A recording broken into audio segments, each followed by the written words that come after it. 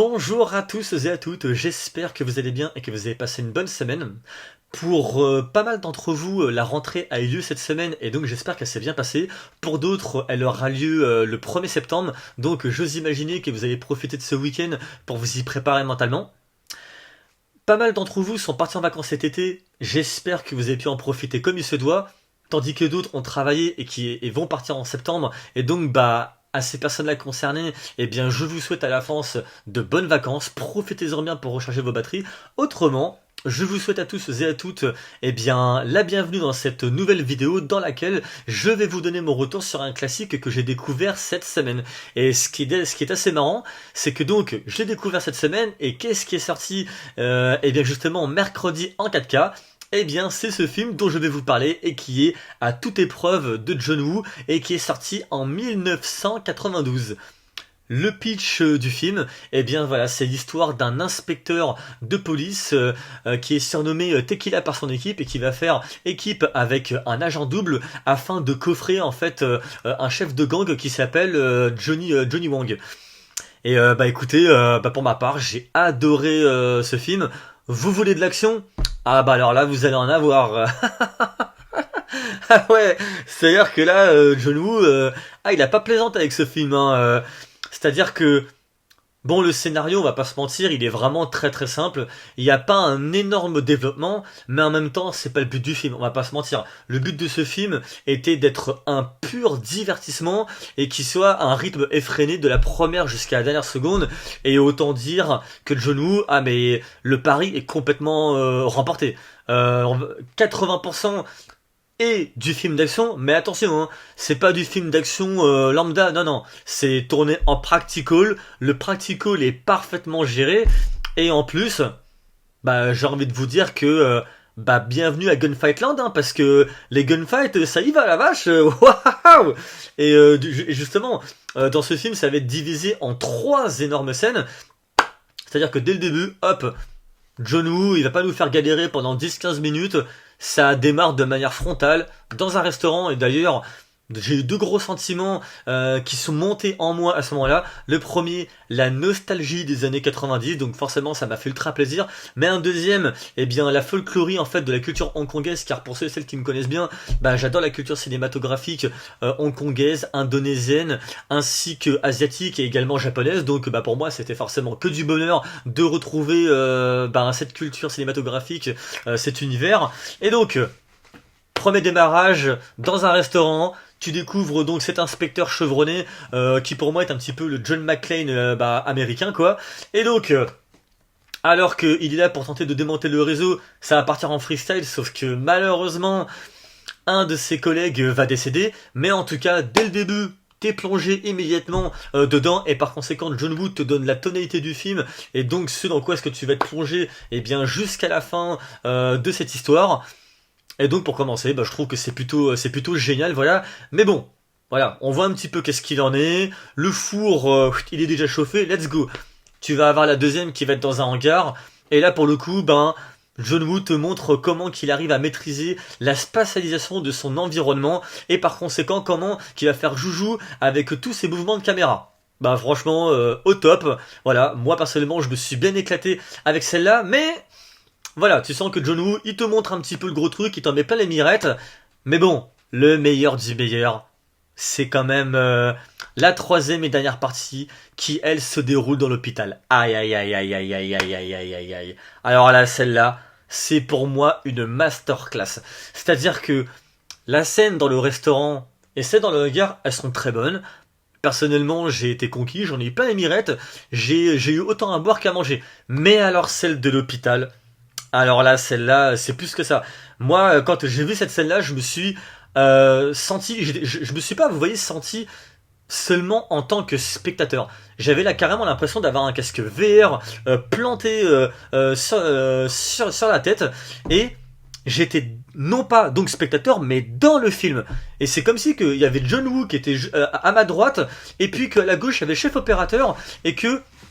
je le vois en train de diriger ses acteurs, il dirige sa scène, et puis il me montre, voilà, il me dit tiens je te mets dedans, allez hop, tu vas pas seulement regarder sur ton petit siège mon John, non, tu vas participer là-dedans. C'est-à-dire que tu vas ressentir la viscéralité, la brutalité et l'adrénaline que j'ai injecté justement dans toute cette grosse scène.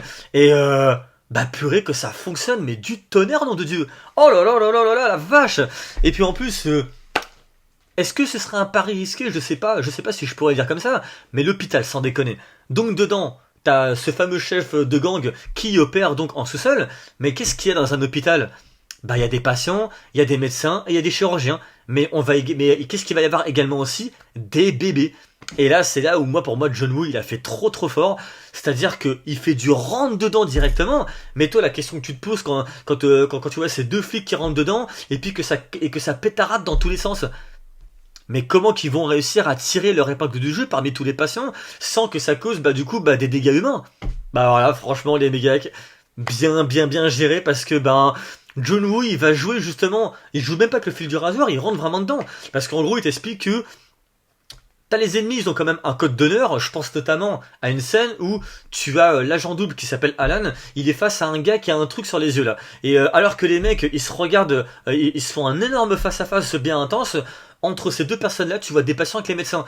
Et ils leur demandent de se barrer parce que ces pauvres patients et ces pauvres médecins, ils sont pas responsables en fait de leur vendetta et par conséquent du compte qui vont régler de l'un à l'autre.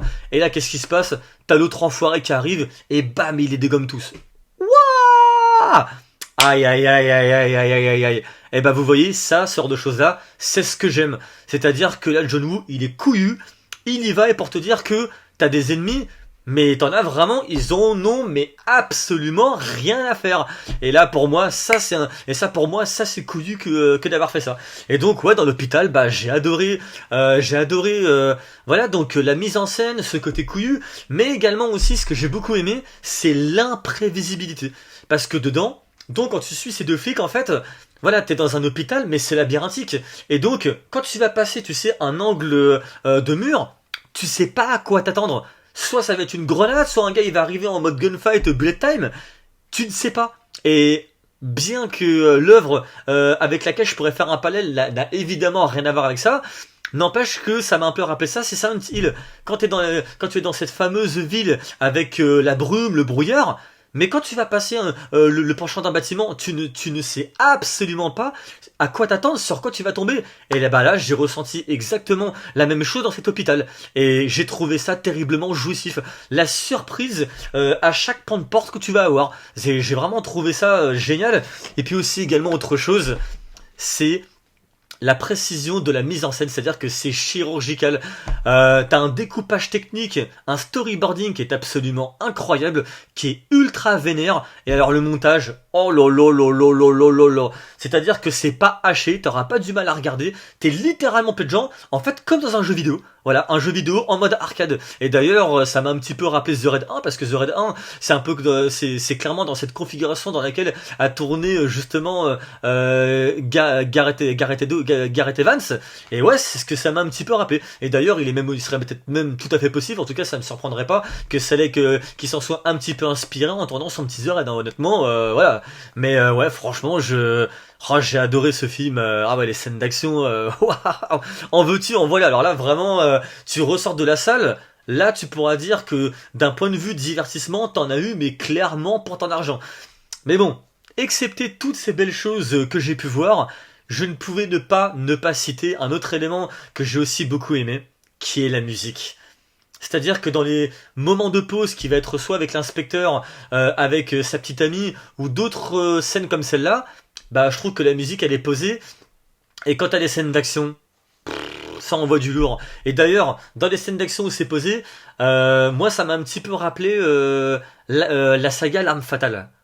Voilà, j'ai adoré, voilà, j'ai aimé vraiment tout cet ensemble. Et puis d'ailleurs, en plus pour la petite anecdote, c'est que John Woo, quand il a tourné du coup le film à toute épreuve, faut savoir c'est que ce film a été le dernier film hongkongais qu'il a réalisé donc à Hong Kong, avant ensuite de partir aux États-Unis et de se plonger après, et bien par conséquent dans l'industrie américaine. Vous, dites-moi en commentaire ce que vous avez pensé de ce film. Si vous ne l'avez pas vu, parce que ça se pourrait aussi, hein, comme moi, voilà, mieux vaut tard que jamais, eh bien je vous encourage à le voir. Et s'il y a un cinéma à côté de chez vous qui projette le film, Sans déconner, foncez parce que vous allez vous éclater pendant 2 heures. Ça, je peux vous le garantir. Autrement, je vous souhaite à tous et à toutes un très bon week-end. Surtout, portez-vous bien et bon courage pour la rentrée septembre. Allez, prenez soin de vous. Ciao.